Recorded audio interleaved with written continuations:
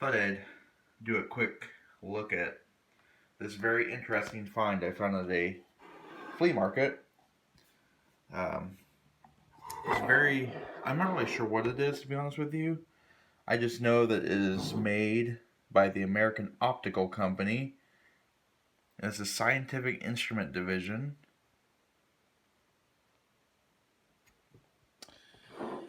It is very, very heavy. It is cast metal with a thick powder coated housing. And you can see it has a lot of heat sinks on it as well. You've got knobs on the back to adjust your up and down. And then up front you have your focus here. And then you have your aperture. And then here you have a lens that has glass in it. So on the inside it's kind of a off blue and then a frosted front. And then inside you can actually see the aperture closes. And there's a huge magnifying window in there. And then of course this brings in and out of the focus. I'll turn it on. It is quite a bright light. And it gets very hot. So that's just it with the diffuser on. Okay. I will take that off actually. And this is where it gets kind of interesting. So you can turn it on. You see just an enormous amount of light. It's almost like a projector. And like I said, it gets very, very hot. And you can see on the wall, it's very focused. But if you actually close the aperture, I'll close it here just so you can see how it kind of looks. It brings out like almost a pinpoint of light. And it completely shuts out the rest of it.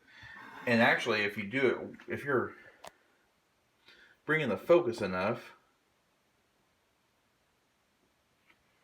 this is really hard to see, you can actually see the outline of the filament in the bulb, which is incredible to me. You can actually sharpen that image by closing your aperture. And then you get this extraordinary fine detail of it. The hooks, the wound spring. I mean, it is just incredible the amount of detail that you can bring out. Then if you close it more, as you can see,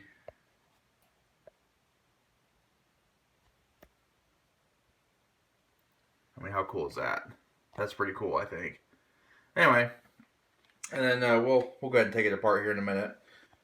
Alright, so I've taken the light housing off.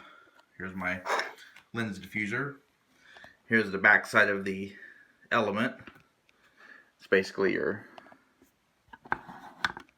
lens, and you can see inside.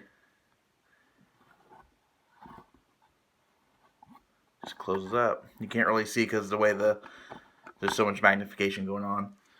And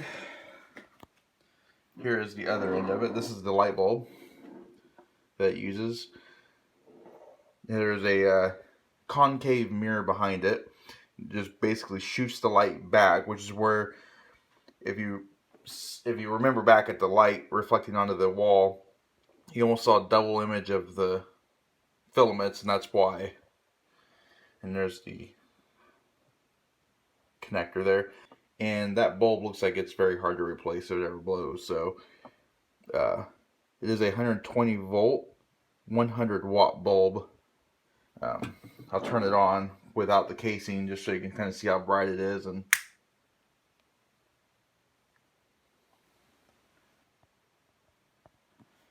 alright, that does about conclude this quick look at this